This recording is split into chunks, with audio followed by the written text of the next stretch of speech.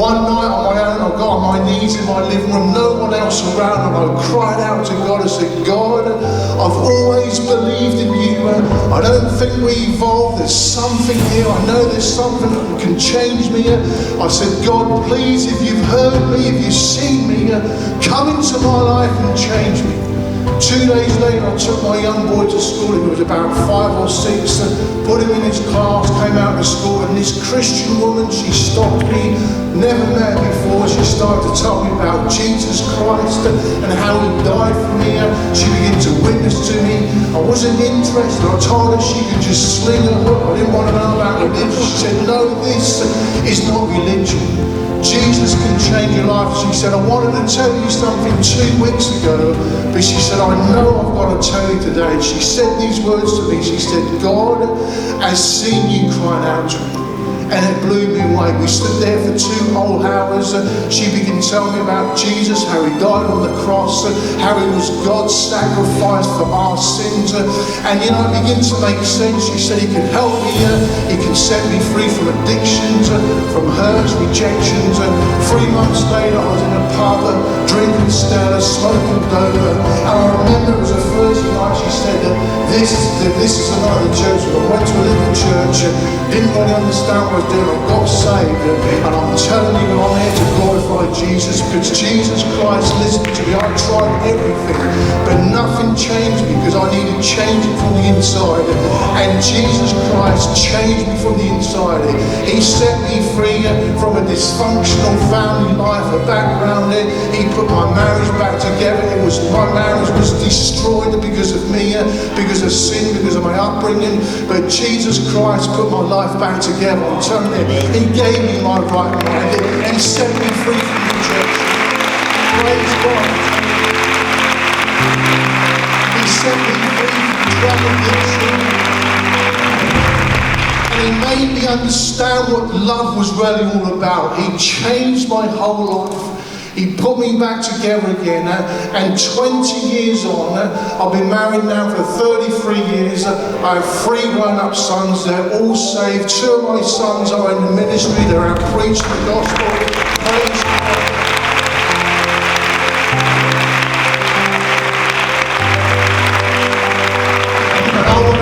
I want to encourage anyone here. Listen, I resisted the calling of God. I knew I needed to go and preach the gospel, but I resisted for many years. And you know, God had to do things in my heart, but God set me free. And I began to answer that call. I began to be discipled by my pastor. And you know, it wasn't easy. I'm telling you, it was the best thing that ever happened in my life. And glory to Jesus Christ, because he hung on the cross and he changed my life. And there's people here today, listen, if God has called you, answer that call, because you will never ever regret what God can do in your life. Praise God.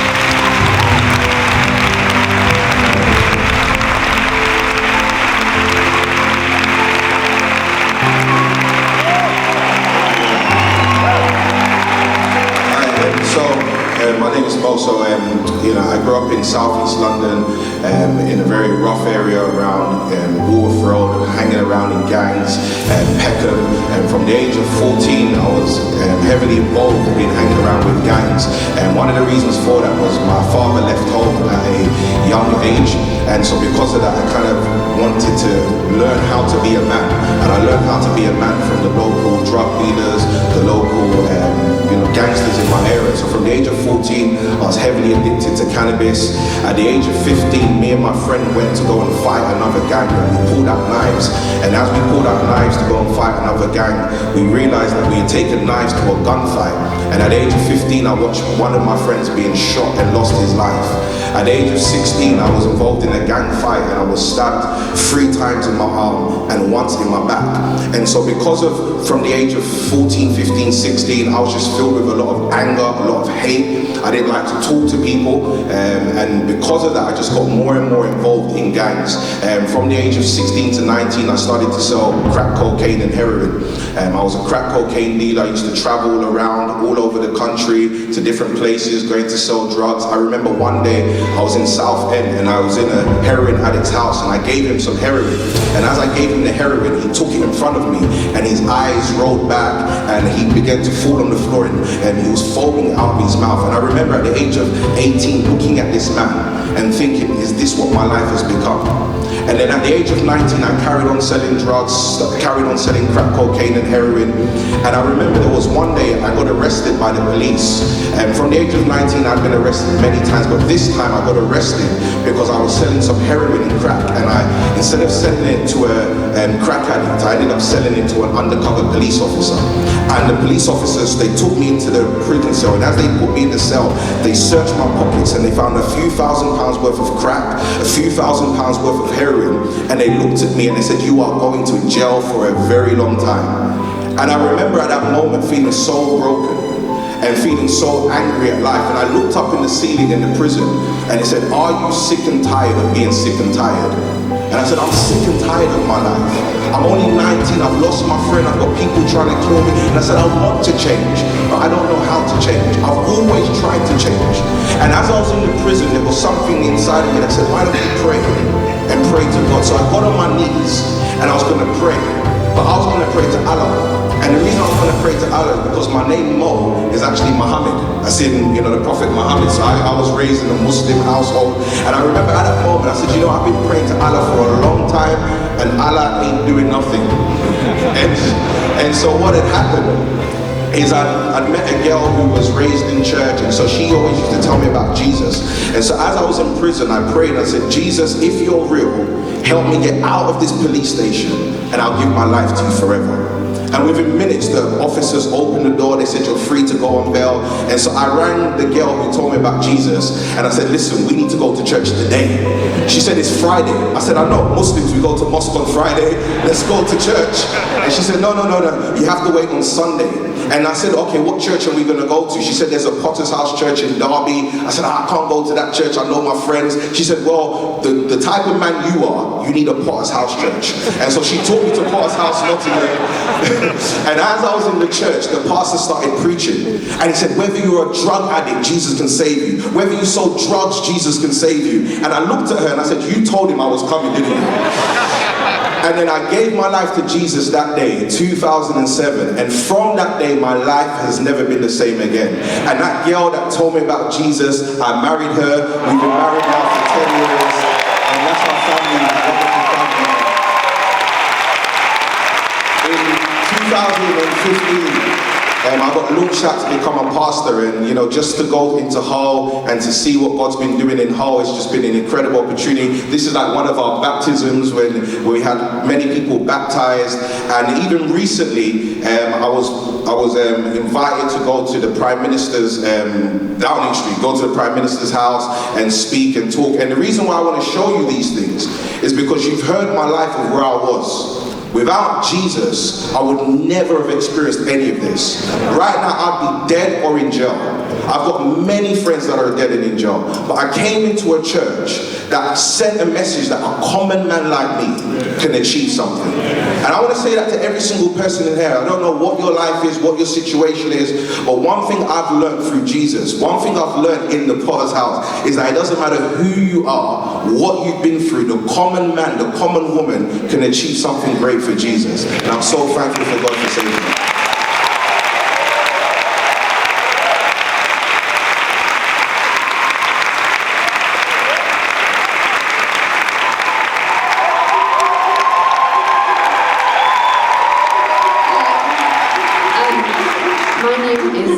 And actually my testimony is very different from those two testimonies. And the reason for that is because I was saved from all of that stuff because of a decision, that my parents made. Getting emotional. 1986, my mum was travelling in Australia and she walked into a small Potter's House pioneer work and gave her life to Jesus. After that, she came back to Scotland. Her boyfriend at the time she was preaching Jesus to him.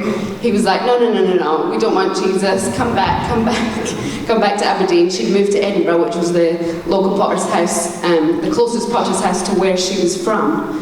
Anyway, he went to Edinburgh, tried to get her back, walked into church and got radically saved. 5 years, fast forward 5 years, they were married, they'd had 2 children at the time, and they stood on a stage much like this in the Zola conference, February 1992, and they were launched into Dundee. So I grew up in church. I was a Sunday school teacher at 8 years old. I was running the acetates, all sorts of things, setting up chairs, everything that it took to build our church. And so I grew up in that and never knew anything better.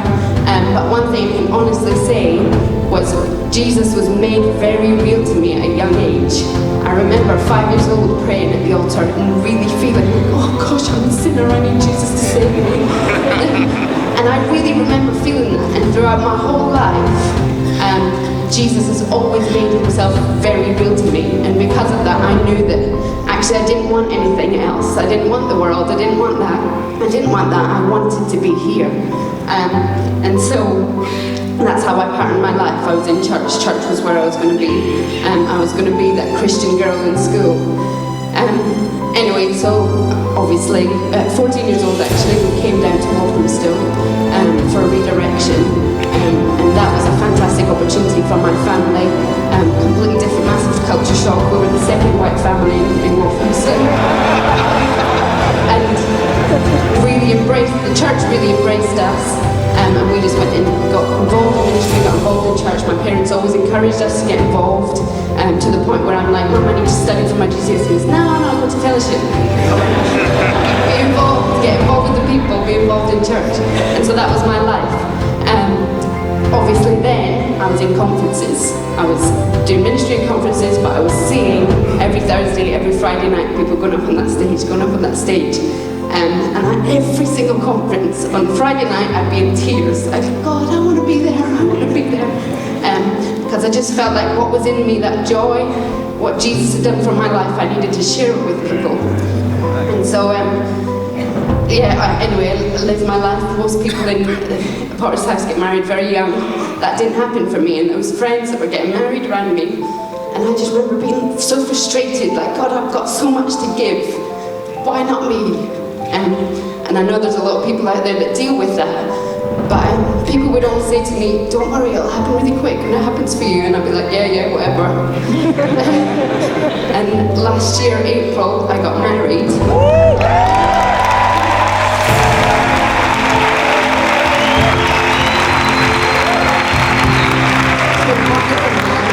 And 6 months later, we were sent out.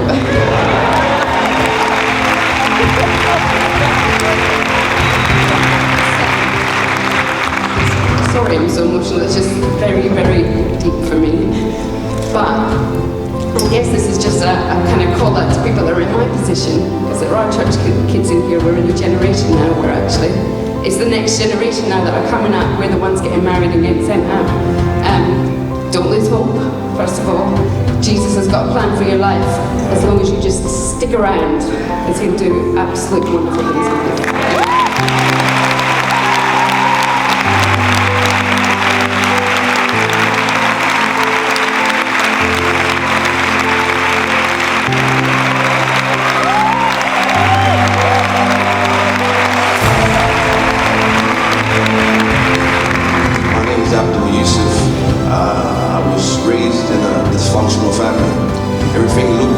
Outside, but inside, to be honest, was a mess. My father was Muslim. My mother came from a corrupted form of Christianity. So when I became a teenager, I always believed in God. The issue was who was God, which God. And when I became a teenager, roughly around 14, 15 years old, I just rebelled against any form of God, church, whatever you want to call it. And I decided I'm just going to live my life, do what I want to do. But I had it in the back of my mind, before I reached the age, or by the age I reached the age of 20, I'm going to make a decision which path I was going to follow. I knew there was a God, I knew I had to make a decision. Even as a young man, I remember crying in my room and saying, God, why did you make me knowing I'm going to go to hell? And I began to live life doing what most young people were doing. I was smoking drugs, sleeping around, raving every weekend basically. And I had 2 sets of friends. one set from Northwest London and another set from South London, and I would alternate between the two. And I was one of those young men who are like a lot of young men today, just looking for popularity. I wanted to be able to go to any area and say, yeah, I know that girl, I know that person, I know that person, I know her, I know him. And I would hang out with certain friends, and I would always bump into different people I would know, regardless wherever I'll go. Yeah, do you know so many people? I'll go, yeah, I know a lot of people. I know a lot of people. You know, and what happened? It was the friends from South London. He involved me in some 419. You guys know what 419 is? We were making some money before, you know, scamming some stuff, but this was big money, big money. He got this guy over, big car. We had this meeting in his house. You can get this car, you can have the money I have. What you need to do is we need some bank accounts. We're gonna transfer some money in there, and you know, we're gonna cash the check and do this and blah blah blah blah. So we all get excited. We're gonna get money. So I involved my friends from Northwest London and said, listen, this is what's happening. We can make lots of money. All we need is some bank accounts and etc. and so forth. Didn't use my one, by the way. But one of my closest friends got his sister, another one got his brother, and they used their bank accounts. The money was transferred, the money was taken, it was sent back to these people. Lo and behold, they disappeared. The police got involved, raided their house. It was a complete mess. And I remember going to the house of my friends in Northwest London that I got involved, and his younger brother opened the door. He says, Abdul, you're no longer wanted or welcome here in this house. His mother rushed towards the door. She wanted to kill me. And he literally held her back. She said, you better go right now. I went to see the other friends. Similar thing happened. And I remember going home that night, sitting in my bed, and I began to weep and cry. I said, why is this happening to me? I don't deserve this. Well, I knew I was happening. Now I look back and I didn't deserve everything that was happening. And I'm there in my bed, I'm weeping, I'm crying, and I say, there has to be more to life than this. Why is this happening? And I would see Christians on the street from time to time that would stop me, witness to me, and I would listen, but I kind of dismissed it. Cut a long story short, fast forward in college, a friend of mine, Tunde, got to know him from West London. We got to hang around, we would just go to class together, smoke drugs, don't really take life seriously. He got saved. This was on a Sunday in Waltham. Monday he came to college, completely different person. I looked at him, I could see he was different. Ran to him after lecture, said, why are you different? What's going on? Because I'm born again, I'm saved now. And I began to swear at him, cuss him, and he just looked at me, didn't say nothing. He usually has a very short temper, but just didn't say nothing. And he said, listen, why don't you just come and check it out? I said, okay, I'll come. That was a Monday. Between Monday and Wednesday, every religion, cults, black Hebrews, Muslims, you name it, were trying to pull me towards their little circle. And I made my mind, I'm going to Waltham store. I came to Waltham store, one of the very first people that greeted me at the door was Lati, how you doing, brother? You know, just a lovely guy, and I'm thinking, why is this? Everyone was so nice, people would come to me, and my back was against the wall, and I'm thinking, what do they want? Why is there so much young people in here? Why are they so nice to me? What do they want? You know, and I remember sitting down, and I didn't hear what I was going to say. And back then, there used to be a program on TV called EastEnders, and there was real assaults on Christianity through that program. They're all cults, they all want your money, etc. and so forth. And they were about to take the offering. In my mind, if they talk about money, I'm going to cuss everybody down. And I was literally about to get up, and I was taking the offering. I heard this voice that said, listen, sit down and listen for once in your life. I sat down, the preaching went forth, I didn't hear what happened. It's like everyone kind of disappeared. The altar call went up. If you want to give your life to Christ, lift your hand up. My hand went up, and I looked at my hand up. And it happened twice. Came to the front, prayed. I knew I was a completely different person. That night, I literally skipped all the way home, skipped on the road. I saw a homeless guy, asked me for money. Listen, just 10p, whatever. I gave him 20 pounds. I was so happy, he was so happy. I had not spoken to my sister for 7 years or so. And my parents had been trying to get us to talk. If we were talking, we would get into a fight, we'd be ugly. I would just physically abuse her. And that day I remember calling her name. She came downstairs. She wondered, what do you God has done a fantastic work in my life. You know, all I wanted more than anything in life, and I've said this before, and I feel no way of saying it, was to be happy and married. That's what I wanted. Couldn't care less about money, really. It was a bonus. I want to be happy, I want to be married, and I've got more than both now. I've got more than both. God has allowed me to preach the gospel. I ran away. People would tell me, God has called you to preach, hasn't it? I would manifest, and then my wife would tell me, I can tell you called to preach. I would manifest, and her, and I just didn't want to hear it.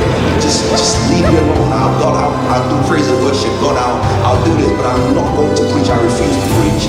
But God got a hold of my heart in the conference, came to the front.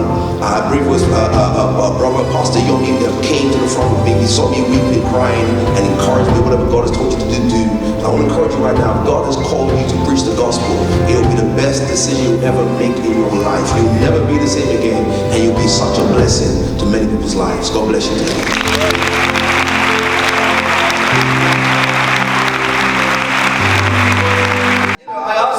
Could we do a concert with you guys? And they were into it and excited for us, and they were very happy to do it. So we do some concerts and they like it, and so they let us do a concert every month, completely free of charge, and they even give me free coffee sometimes.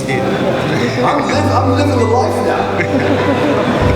And you know what it's like? I'm being accepted, we've got a platform, everything's wonderful. But I was then stirred and was thinking about street preaching and organising an outreach. We're going to have an outreach here, we're going to go here, and we're going to preach there. And I remembered that where Costa Coffee is right where we street preach.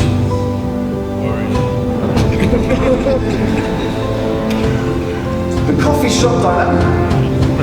If I street preach outside our coffee shop, what if they don't like us? What if they label me as that church or that enthusiast?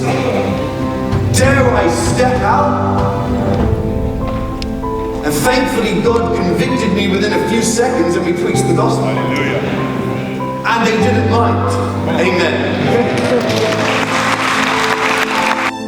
She said, it's written down, she said, ask God for the truth. And read these scriptures when you got a chance. It's totally fine. So later on that morning, I did that. I just literally sat in my bed and I said, God, show me the truth. One scripture was, not everyone who says, Lord, Lord, shall enter into the kingdom of heaven, but only he who does the will of my Father. And the second was about having hatred in your heart towards another. And I was undone in that moment. So clear to me that God was mad at me for trying to build my own way up to heaven. And I ran up to my friend's room. I said, what do I do? And that was the day I gave my life to Jesus. She prayed the sinner's prayer. And soon after that, then she said, you need to tell somebody. I said, oh yeah, I'll tell my dad. She goes, no, not yet. I said, okay. So I told some of my friends at university. Turned out one of the guys at uni was the head of Christian Union, so he helped me out. And then soon after that, she said, you need to go to church. It's a good place to go. I said, oh, okay. So I went to the church down the end of the road, where we lived. And I ended up then, over the next 8 months, at a bunch of different churches. None of them were addressing some of the stuff that God addressed in those scriptures that day. Do you know what I mean? Just hatred in your heart and, inside issues. And so then I just stopped going and prayed and read at home. And for about 3 months, I was like, God, lead me to a church. Take me somewhere, where I can hear from you. And then it was another 3 months after that where this friend of mine knew somebody who went to the Potter's house in South London, the one, at that time we were meeting in New Cross. And she goes, his church sounds really good. And she gave me his number, and I called his number, and I was like, okay, he's like, I'm wearing this, I'm wearing, that's how I didn't even know the guy. Anyway, his church seemed good. We hooked up and I went to church. And for the first time, it was that kind of preaching. I was like, this is where I want to be. Do you know what I mean? And there was a whole lot of turmoil around about that time with my family, because I then had to tell them that I'm going to stay here because I don't know if I can come back to Pakistan and practice as a Christian, And so all of that, it was over about a month and a half. Then the church really rallied around me. People went to a prayer meeting. People prayed with me.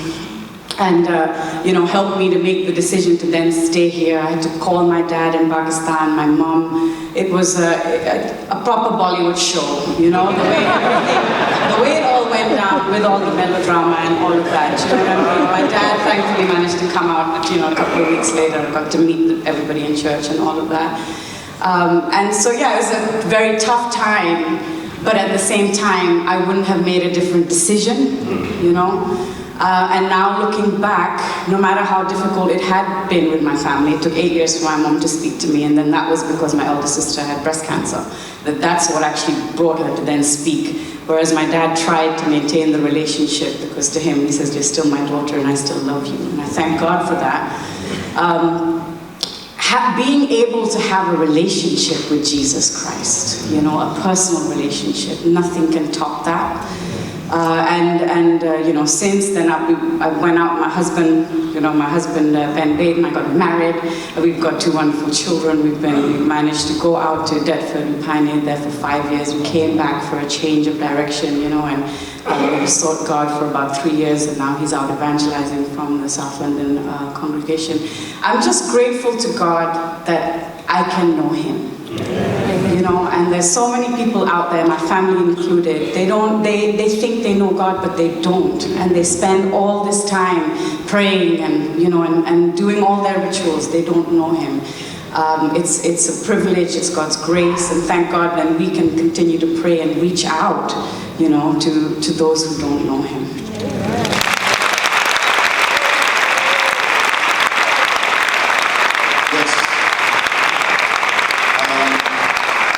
So I come from a very confused background, should I say. My mum's side of the family were Muslims. My dad's side of the family were Christians. We came to the UK to seek asylum. My mum used to supply food for the Ugandan military, and you know, some kind of turmoil got to a place where people were now coming after me and my family, so we ended up running. We ended up getting to Kenya. From Kenya, we came to the UK, and as typical young, you know, African kid in the UK, got involved in the normal nonsense, not remembering all the struggle and the problems that my mum went through. So when I was growing up, when we came here, so having that split background where I, you know, born in Uganda and so on and so forth.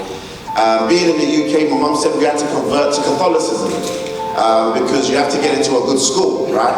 So that added to the confusion. So, you know, converted to Catholicism, and we did that for a little while. But then, you know, by the time I got to a certain age, I kind of decided I didn't really believe in religion. I weren't really feeling what Mo was saying in the, you know, in the Quran, and you know, Christianity when, you know, my thing neither. So I kind of just went out living my own life, just doing my own thing. And you know, as you have it, you know, I was fornicating, I got a girl pregnant, and really that's when God started to kind of reach out to me. So I got a girl pregnant, and you know, she got saved. She started attending the church in Wandsworth, and yeah, so one day she was coming, she was dropping my son. It was my weekend to have him, and she came with Pastor Courtney to drop him off. So she asked him to witness to me. And you know, I'm a young man, I'm insecure. I see this light-skinned brother coming out of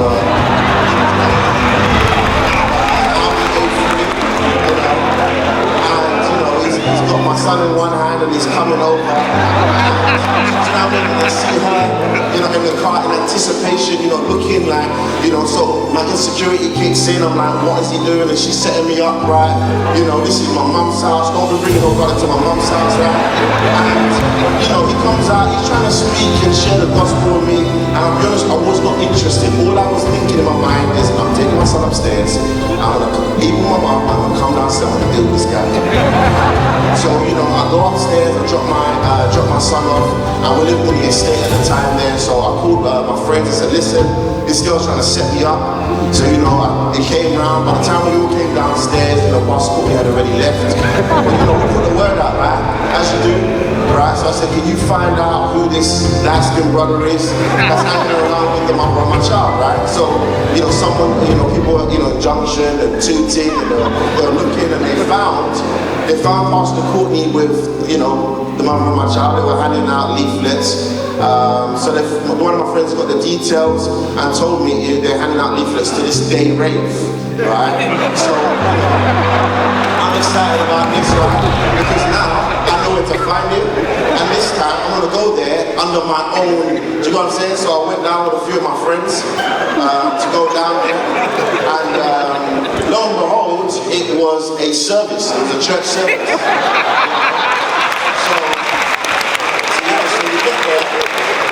we get there, and you know, because it was a bit odd that rave during the day, but we're gonna silly and stupid, right? Yeah? So we get there, you know, we get into the church. He was around the back somewhere ministering to someone, and then this guy, you know, Brother Owen stands up, and he could not sing a lick. He starts singing. There's hardly anybody in the church, maybe like 10, 15 people, and you know, they start singing all of these songs, and my friends were just, you know, we would just think, what kind of nonsense is this? What kind of rave is this? But you know, Pastor Courtney comes out, last minute kind of thing, opens in prayer, starts preaching. And I remember saying to my friends, let him do his speech, and then we'll jump afterwards. So, you know, he was preaching, and as he preaches, you know, I felt convicted. His sermon, there's blood on your hands, that kind of thing. I felt so convicted because all the things I got involved with in the night beforehand. You know, I was the only person who answered the altar call that day, and listen, man, it changed my life. You know, my friends were laughing at me as they knew. So it goes forth, you know, we hear the gospel. I still don't want to talk to him though, because maybe she's just dating the guy that does the speeches, right? So after the service was done, I left very quickly, but they announced the conference in Rotherhithe. So I went to the conference. The following week I went to Ayanapa. Boys' holiday was pre-booked, so you know, so I went there. But you know what happened? Even I got saved that Sunday. I didn't fornicate, right? I didn't get involved in it. I got drunk a little bit, right? But you know, God was doing his work in me. But when I came back, I remember there was a conference, went to the conference, Pastor Peter preached a sermon, The Worth of a Soul. I went home, I witnessed to everybody in my family, you know, just to say, very short amount of time, within 2 years, I think 2.5, 3 years, I was married. 2 years later, I was sent out, and you know what? I thank God for everything he's done in my life. I thank God for the fact that we have a church that, you know, common people, simple people like myself can go and hear the word of God in clarity, and we can make decisions for God. So I'm really grateful for that. Amen.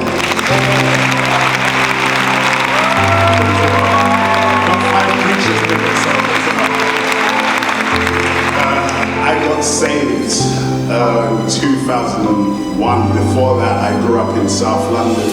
I grew in a good home, but I mixed with the wrong people, so I moved away from my mom so that I could do what I wanted to do.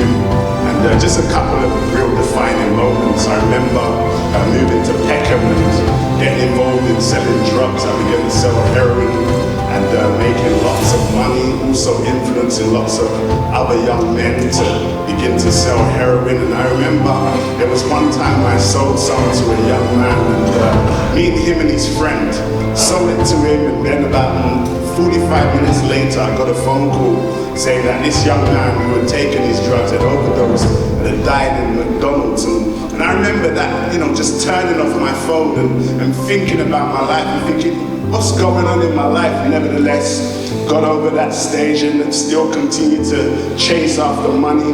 I remember I bought a nice new car, Renault 5 GT Turbo. My friend bought the same car. We met on the same day. He didn't know I was buying mine. I didn't know he was buying his. We met as I came to my sister's house. My little nephew was about 8 years old, jumped in the car. I turned around, went around in the opposite direction. My friend done the same thing. But I turned around to come back speeding down the road, and my friend done the same thing.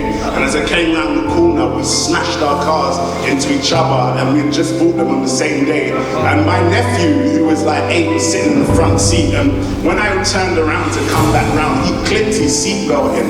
And when we smashed together on impact, I smashed the windscreen, like headbutted the windscreen and smashed it. And my nephew, because he put his seatbelt on, you know, he was safe, and he jumped out and he ran. And that was like a defining moment. I began to think about, now where's my life heading? What's going on? Then I began to get involved with some other men who begin to rob drug dealers. And I remember they set the stage up, and so we went to this place, and the lady was in the phone box who had a large amount of drugs, and the man I was with, I didn't know him, I knew some of his friends, and so he jumps out the car and he pulls out the gun. And the lady sees and she runs out the phone box, but he stands there and he's clicking the gun, and I'm in the car just in amazement, like, what, are you going to shoot a woman over drugs? I didn't come for that, and that was another moment. And actually that same man, I got away from those guys, but he went back to Jamaica, came back and decided he was going to kill everybody who he was with, and he came into where I used to live in North Peckham Estate, and it's amazing there. I couldn't find me, but I heard the gunshot, so thank God he didn't find me, amen. And so that's just some of those moments. I remember also that I spent several small seasons in prison, and one of the seasons when they locked me in prison, I was in there with a murderer. I was locked in the room with this murderer guy, and I'll wake up, he's just looking at me, like, what's going on here?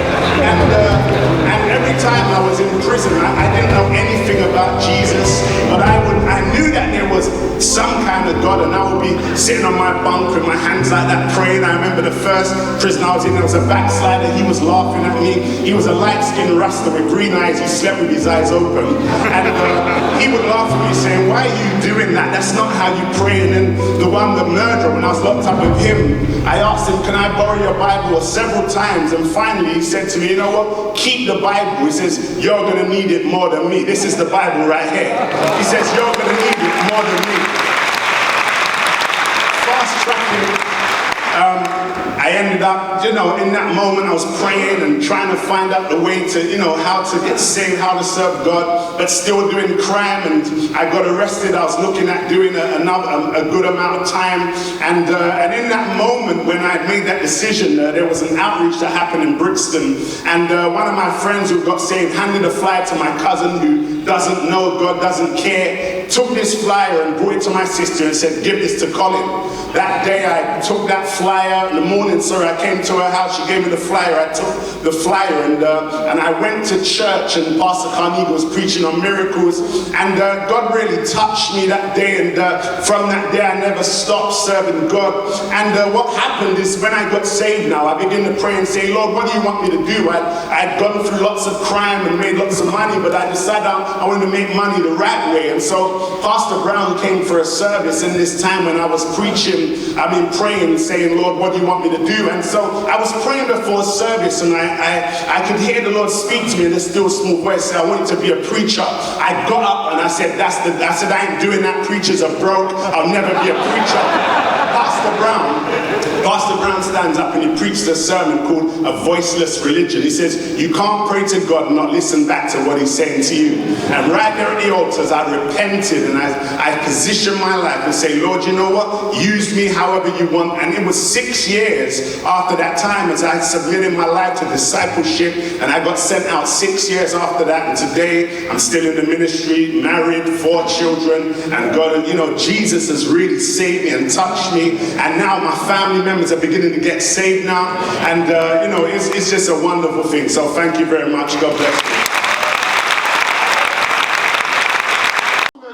That's what we need, amen. All the other stuff is good. It's good to eat, it's good to have people, it's good to have friends, it's good to have family, but right here, right now, Joseph had none of that. No family, no friends, no one, no loved one. It was just him on his own, and the only thing he had was the gift of God himself to Joseph. And so let's just clarify a few things, what the gift isn't or what it doesn't do. This gift doesn't mean that you won't face adversity or problems or difficulties, because Joseph right here is in a very, very dark place. He's in a foreign nation. He doesn't speak the language. He's an immigrant. Amen. He's an immigrant. He's moved from a rural dwelling because his father Jacob, his grandfather Isaac, his great-grandfather Abraham, they all lived in tents out in the middle of nowhere. And he's moved from that to a sprawling, cosmopolitan, civilized, superpower nation of Egypt. It's all new, it's all foreign. And God sent this man on a mission. And so he's here, there's no friends, he's been lied upon, he's been falsely accused, he's been put in prison, he was forgotten in jail, to show you that God being with you doesn't erase or delete problems. or difficulties or setbacks, disappointment. That's just part of it. But that doesn't mean God's not with you. It didn't mean God wasn't with Joseph, even though he went through these things. Now, it doesn't mean God being with you. It doesn't mean, okay, he's with you sometimes, but other times he's not with you. So when you're in conference, he's with you. When you go back to wherever you come from, he's not with you. When you're young, youth, you look like a footballer, he's with you. Amen. When you begin to expand and grow bigger, he's not with you. Amen. When you got money in your wallet, amen, he's definitely with you. Amen. Hallelujah. And when there's no money, hey, God's gone on a sabbatical, I mean, a long holiday. He's always with you. It's not intermittent. It's not on and off. It's not sometimes. But you know, amen. But you're not in prison. You've been lied upon. You've been abandoned. People who should have had a duty of care towards you. They should have loved you. They should have cared for you. They've all left you. But he's still with you. You don't know what's going on in your life. The Bible says God was with him. You know, this guy's been abandoned, left for dead. They tried to kill him. For crying out loud. The Bible says, no, in all of that, God was with him. It's not hard enough. It doesn't turn on and turn on. It's constant. The Bible says God was with him. You know, one of my friends, I went to Nigeria some time ago, and it's a friend I grew up with when I was younger. So he came to see me, and he began to tell me a story about when he tried to come to the UK. But he didn't go the normal route, you know, like most people do, you know, catch a plane. British Airways, you know, you fly in. No. He did it a different way. Yeah. He came up through, you know, I'm from the south of Nigeria, so he came up through all the way through the north of Nigeria. Then he crossed the border, and then he went through all Niger, that's the border nation, all through Niger, all through Algeria, and eventually got to the very tip of the northern tip of the Sahara, and then they cross over, and then so on and so forth. So he's with his friend, and he made it to Spain. Obviously he's headed for the UK, but he made it to Spain, and so he began to navigate his way through Spain to get to the UK. At some point, you know, I think he said he was about to cross into Germany, I believe. And he's with a friend, he's another friend. So my friend said to me, he got through all the customs and the immigration, they checked the border control, there were no problems. He gets through, but his friend though, they were checking his papers, and it kind of took a little bit longer. It took a while. So my friend has got through, and he's waiting, just looking, see what's going on. And then he realized it's taking a little while. See, for now, I better start walking quick. You know, he started to move, but his friend back there realized what was going on. He began to scream and yell and call his name. But my friend, you know, he pretended like he didn't know who he was. So he's moving. And eventually the customs they got him, and lo and behold, he was back in Nigeria, and that's why he told me the story in Nigeria, not here. But how many know that's not God, is it? I'm with you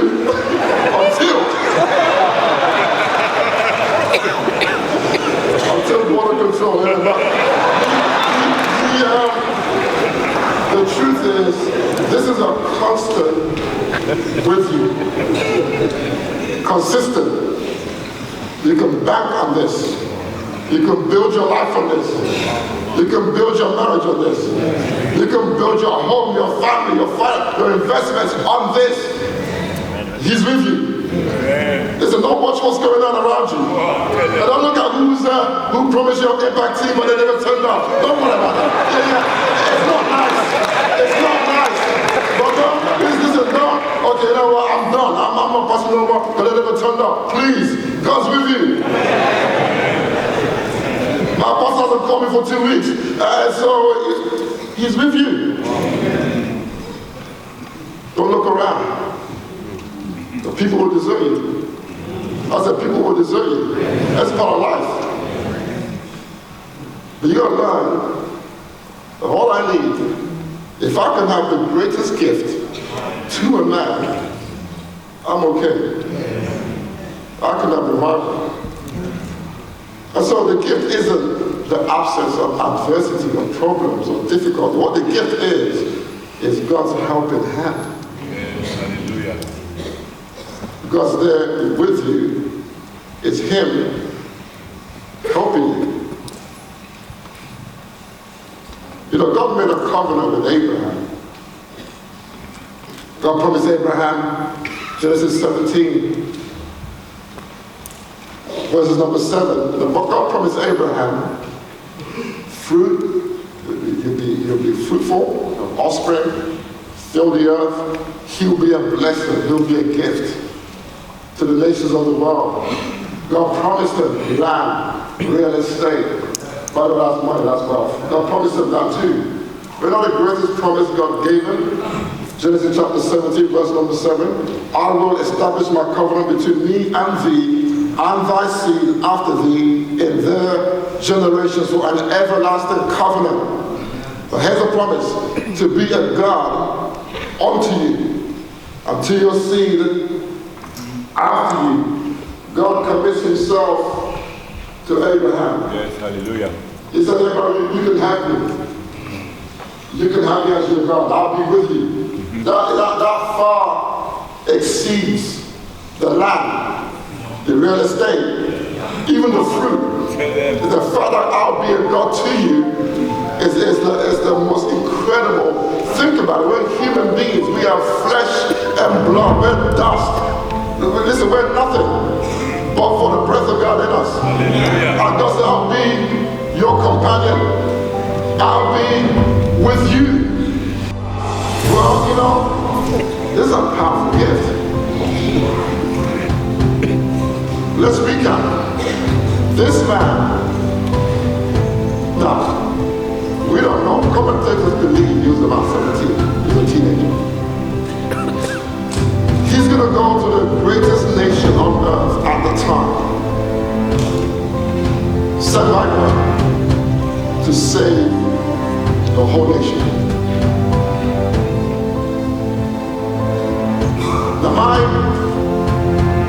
the scripture I read it again, Genesis 45, verse number 5. Now do not be grieved or angry with yourselves because you saw me here, for God sent me before you to preserve life. Now to preserve life, he was saving, preserving the life of his people, his own family, Israel, also known as Jacob, and the tribes of Israel. He was also saving Egypt as well. And by extension, the known world at the time. So if commentators are correct, they're right. He was 17 years old, a Hebrew boy in the Jewish, in an Egyptian nation. This is no cheap task. This is not a mean base venture. Friend, the presence of God, the gift of God to you is a powerful thing. And listen, there is no other way this young boy, this young lad would go and impact a whole nation. There's no other way. Listen, there's nothing that can facilitate or make that happen other than this gift to a man. God giving himself to you and you. It's a powerful thing. It's a force in itself.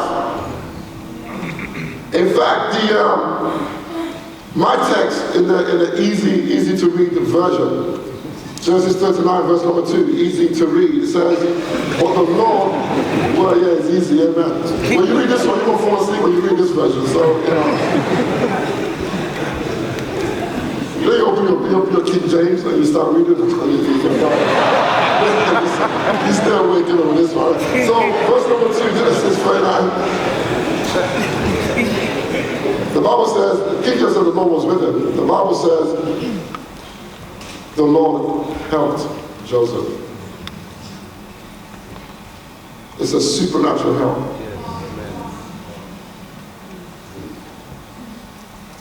It's powerful.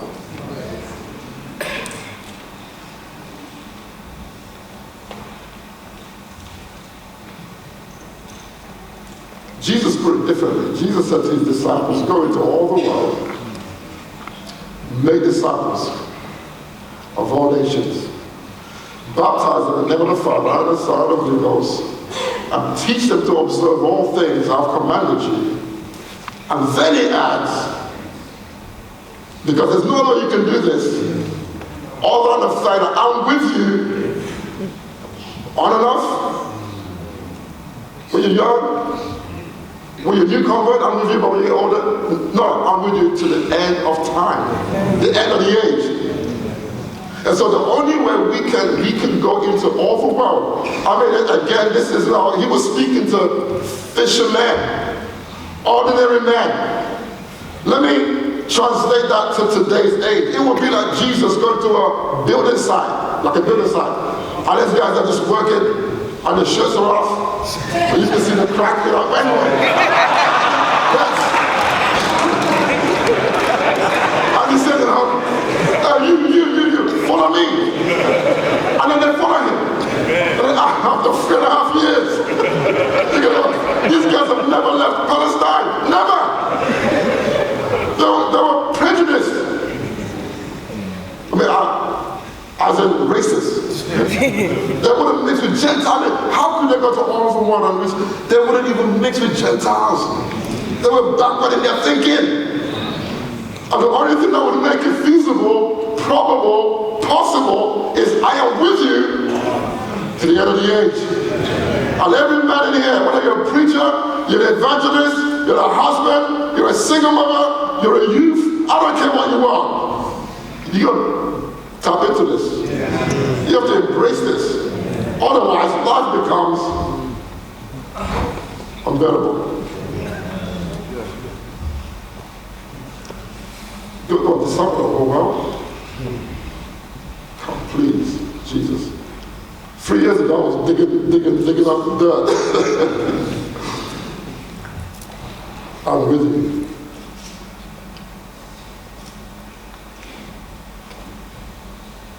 You know, Jesus, the Bible says, Acts 10, went around doing good and healing those who were oppressed of the devil.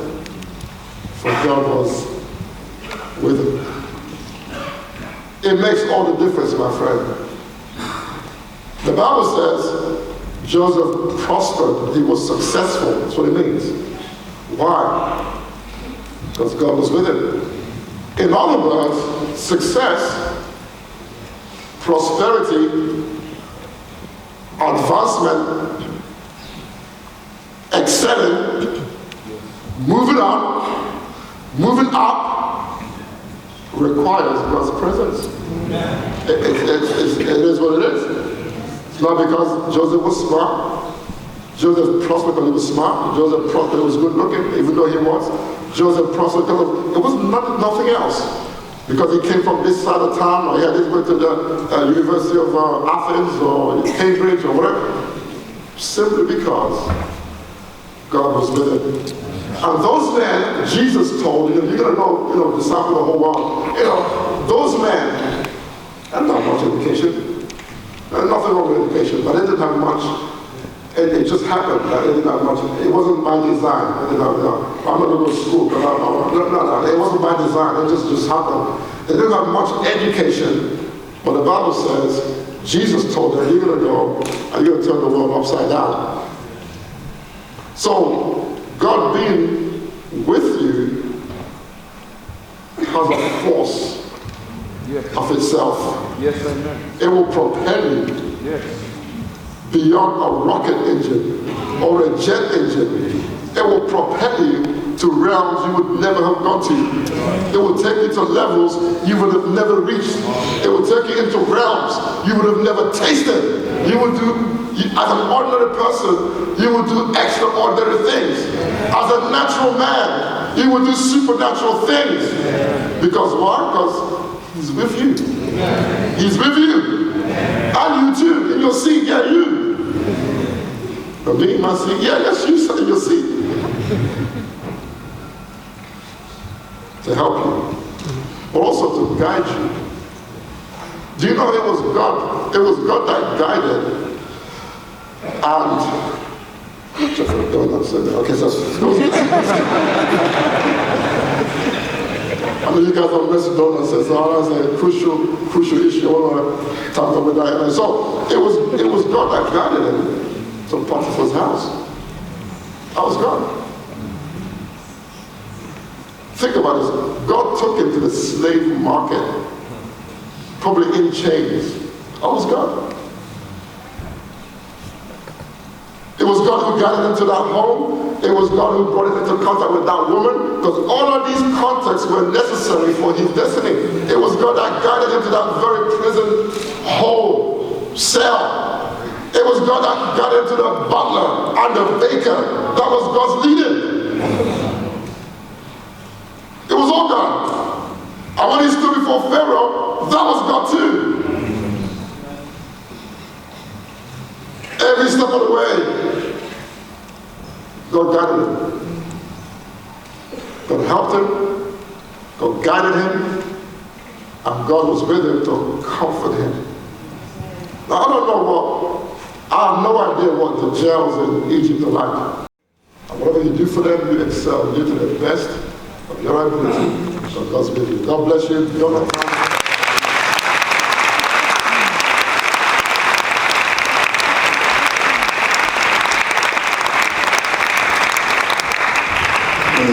Awesome ministry this morning, two great sermons. We're going to be having a donut break, the sense of our theme, and come back. Please be back at 11:50. We have Pastor John Perry preaching for us an anointed sermon from Pastor Perry. Looking forward to what God has for us this morning after the break. Don't forget, for the donuts, teas, coffees, there's various eggs.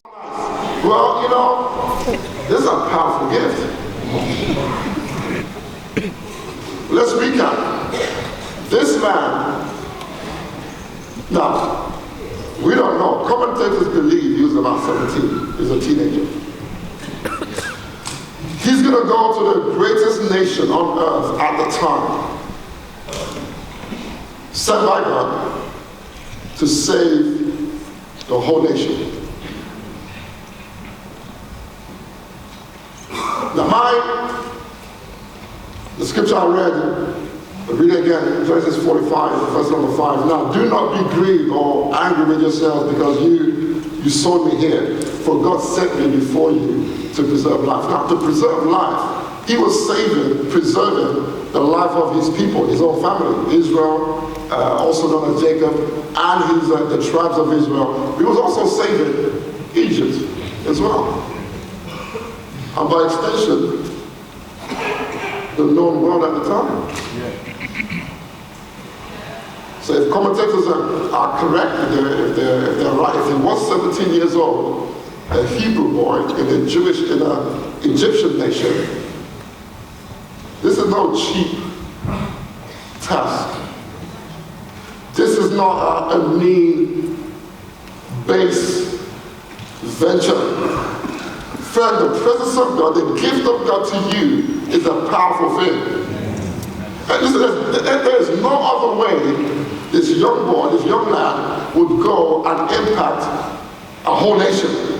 There's no other way. Listen, there's nothing that can facilitate or make that happen other than this gift to a man. God giving himself to you and you. It's a powerful thing. It's a force in itself.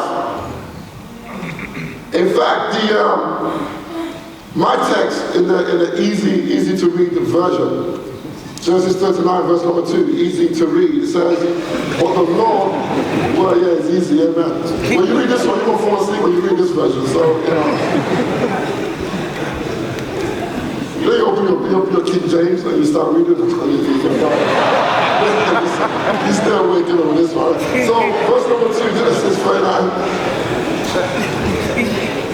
The Bible says, King Joseph, the Lord was with him. The Bible says, the Lord helped Joseph. It's a supernatural help.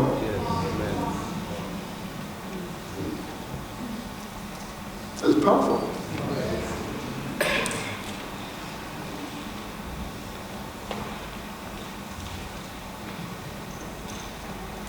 Jesus put it differently. Jesus said to his disciples, "Go into all the world, make disciples of all nations, baptize them in the name of the Father, and the Son, and the Holy Ghost, and teach them to observe all things I've commanded you.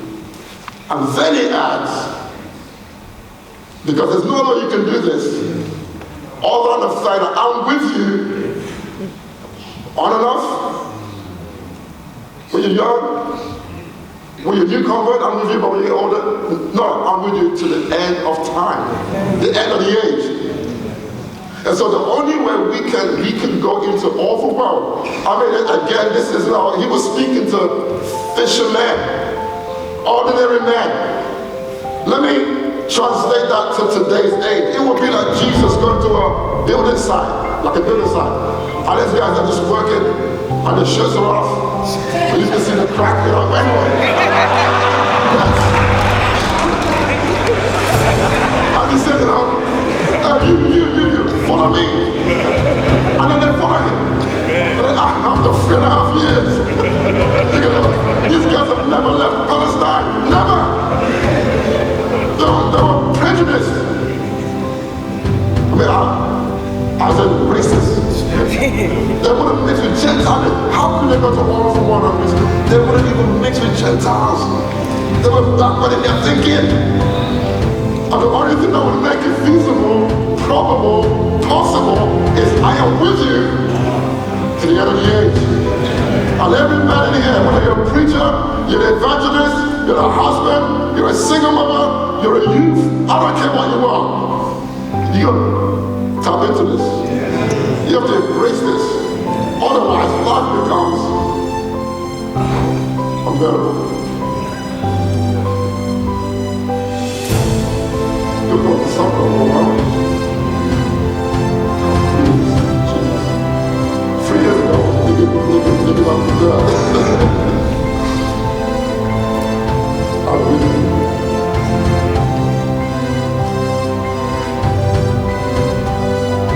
So Jesus, the Bible says, Acts 10, went around doing good and healing those who were oppressed of the devil. For God was with him. It makes all the difference, my friend. The Bible says Joseph prospered, he was successful. That's what it means. Why? Because God was with him. In other words, success, prosperity, advancement, excelling, moving up requires God's presence. It is what it is. It's not because Joseph was smart. Joseph prospered because he was smart. Joseph prospered because he was good looking, even though he was. Joseph prospered because it was nothing else. Because he came from this side of town, or he had went to the University of Athens or Cambridge or whatever. Simply because God was with him. And those men, Jesus told them, you're going to go, disciple the whole world. Those men had not much education. And nothing wrong with education, but they didn't have much. And it just happened that they didn't have much. It wasn't by design. I'm going to go to school. No. It wasn't by design. It just happened. They didn't have much education. But the Bible says, Jesus told them, you're going to go and you're going to turn the world upside down. So, God being with you has a force of itself. It will propel you beyond a rocket engine or a jet engine. It will propel you to realms you would never have gone to. It will take you to levels you would have never reached. It will take you into realms you would have never tasted. You will do, as an ordinary person, you will do extraordinary things. As a natural man, you will do supernatural things. Because why? Because he's with you. He's with you. And you too. You'll see, yeah, you. So me, I see, yeah, that's you, so you'll see. To help you. Also to guide you. Do you know it was God? It was God that guided. And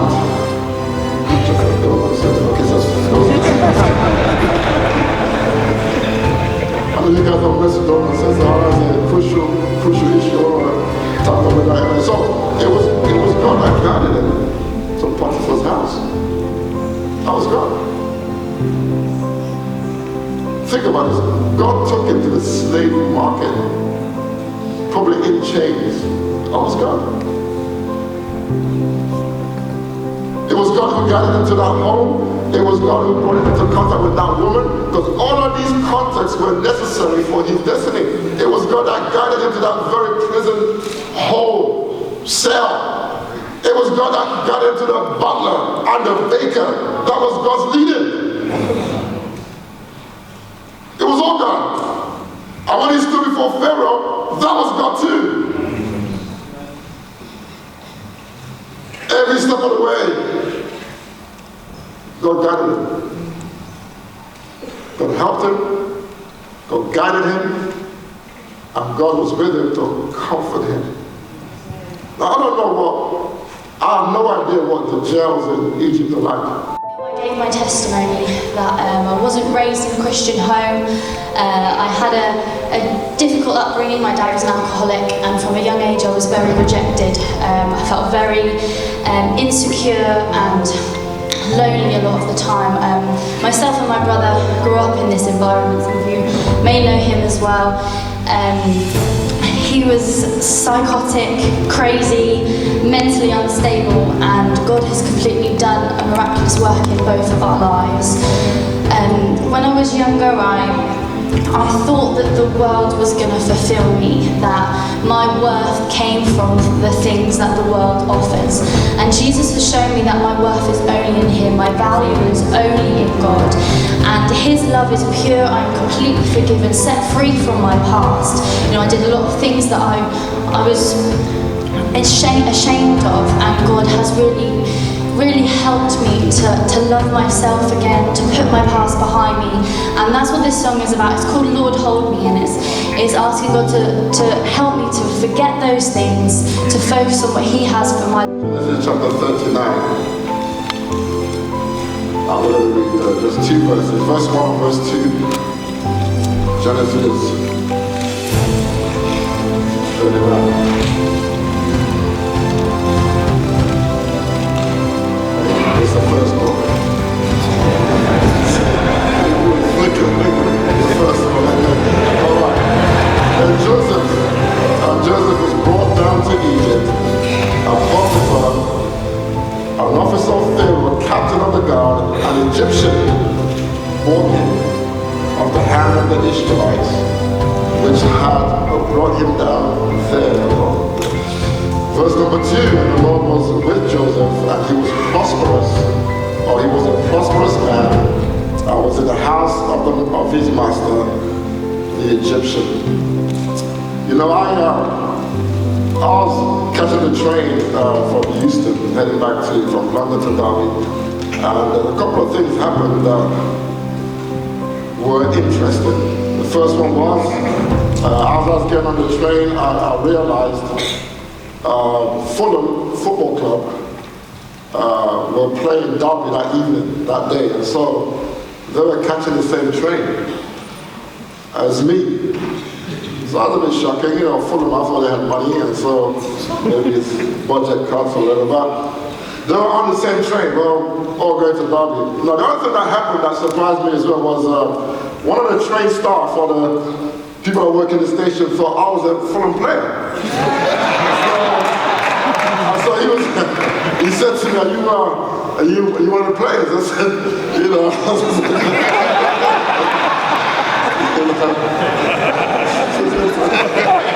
But it was me who was asking, you know, so, you know, I started to stretch, you know.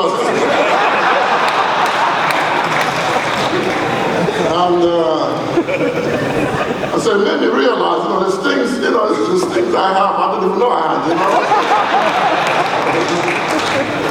I have no idea. I have the physique and the skill. Yeah, I just need the paycheck and that's all. The truth is, you know, I'm not a football player. I don't have that gifting. If I talk about the gift of a man, the gift of a player, but for me to be able to give football skills, I have to have the gift in myself. And you can never give what you don't have. And this morning, the gift of a man, that's the theme, that's what we're looking at this week.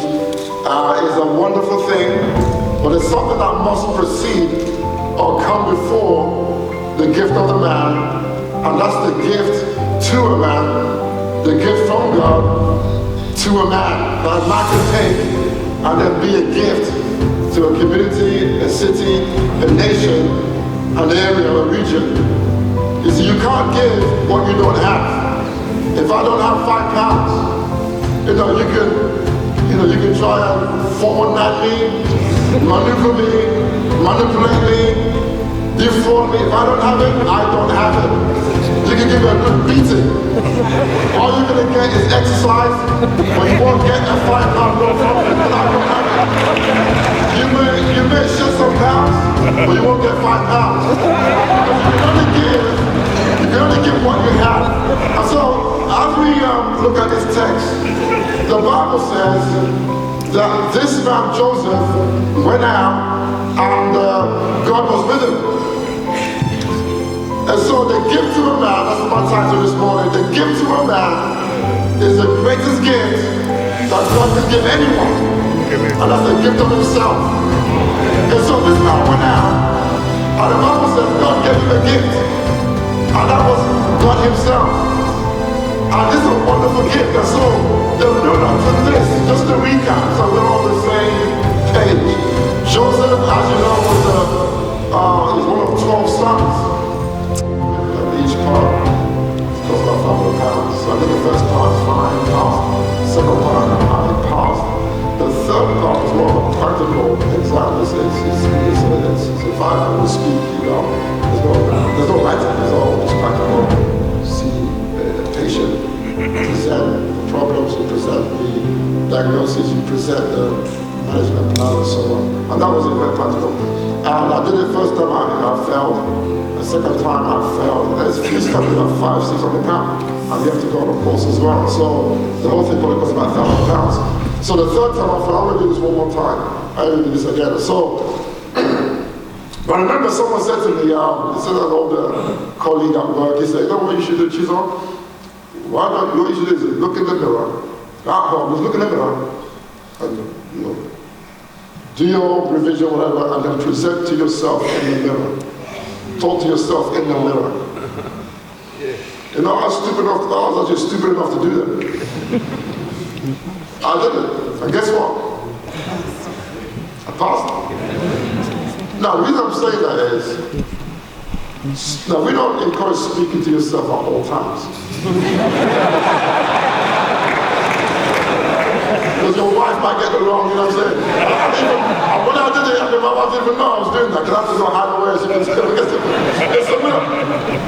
But sometimes, listen, there are words you have to speak to yourself that no one else can speak to you. You got to tell yourself, he's with me. You're looking at the mirror. Preach to yourself. Street preach to yourself.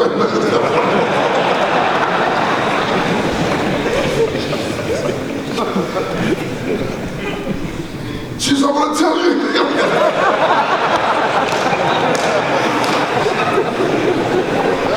But I don't know. I'm not sure that's what David did. I don't know. But the Bible says he encouraged himself. And so you're going to have to remind yourself, whether you're in a prison jail, a hole, a dark, dim, cold hole on your own, or you're in a, whatever you are, you're going to speak to yourself and let yourself know, God's with me. From the day I got saved, even before I got saved.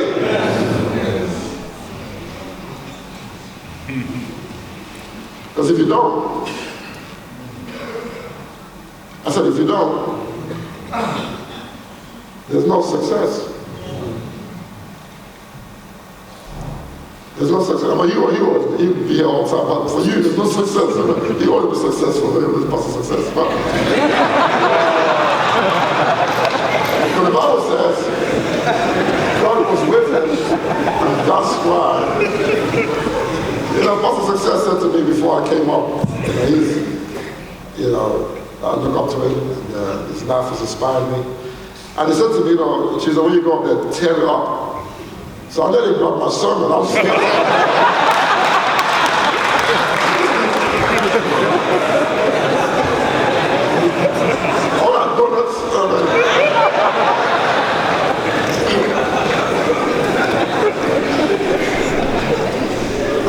simple like that. I'm a simple guy.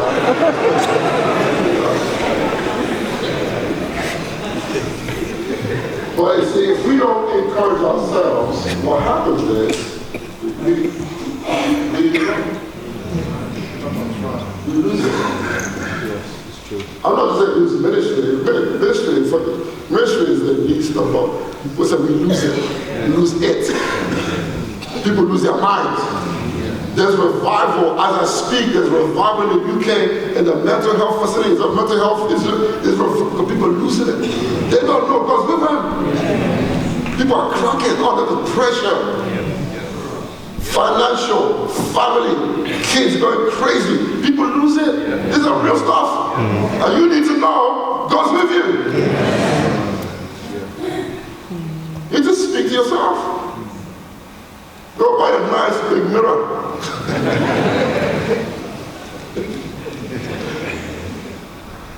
Don't lose it. Don't lose the mission. He would have lost it. Don't lose it. Don't forget. He's with you. Also, secondly, you have to just, you have to believe God. I mean, it's a cliche. We say, no, I believe God, have faith, bro, have faith. It's a cliche. But sometimes the most profound statements are the simple ones. That's why Jesus said, in Mark 11:22, he just said, have faith in God. And you figure,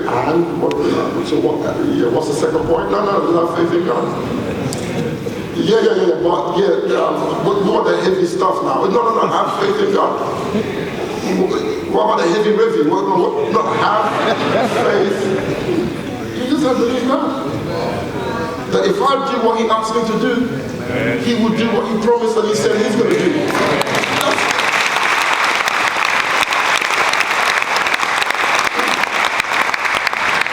But he's believing.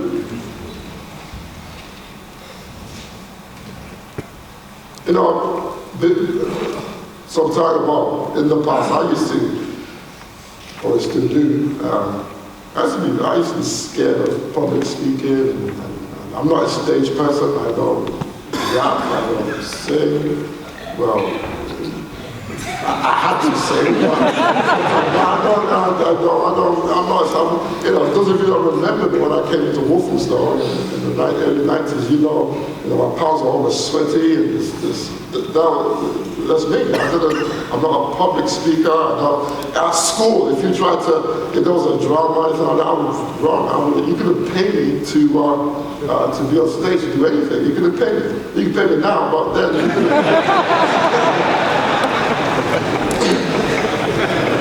And so that was me. So I get saved, I'm in church now, and I feel the call to preach. My problem is, I'm not a stage, I'm frightened on the stage. I stutter, I did, and I probably still do.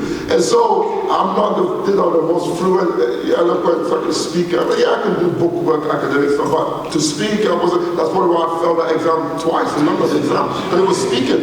And so anyway, that's me. And so I remember the first time they asked me to do a altar call. And we're going to allow the pastors and the wives to find their seats. I thank you. Let's give Jesus Christ a moment of thankfulness.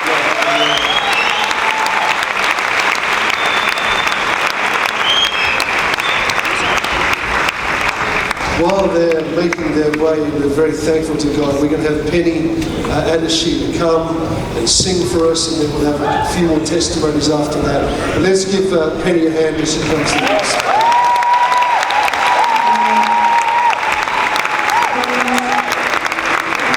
Before we do this song, I just want to give a very, very quick testimony. I'll be very, very brief.